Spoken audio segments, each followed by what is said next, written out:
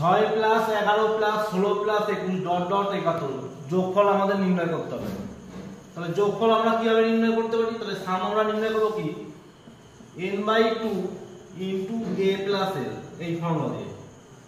তাহলে এখানে n হচ্ছে কতগুলো পদ আছে এটা আমাদেরকে নির্ণয় করতে হবে। এই নির্মাণটা আমরা নির্ণয় করব। তাহলে n আমরা কিভাবে নির্ণয় করতে পারি?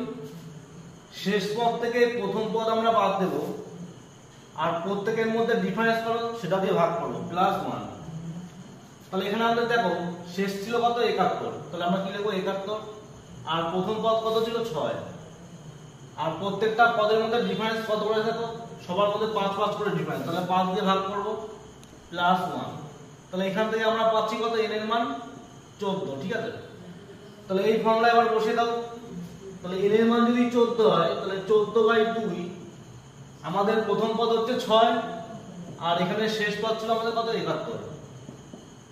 তাহলে এটা আমরা এবার যোগ করব। তাহলে 14 কে 2 দিয়ে যদি ভাগ করি তাহলে হবে 7 আর 71 আর 6 যদি আমরা যোগ করি তাহলে এটা হচ্ছে আমাদের কত 77। তাহলে গুণ করলে আমাদের কত হয় 539, ঠিক আছে। তাহলে আমাদের অপশন এ হচ্ছে সঠিক উত্তর।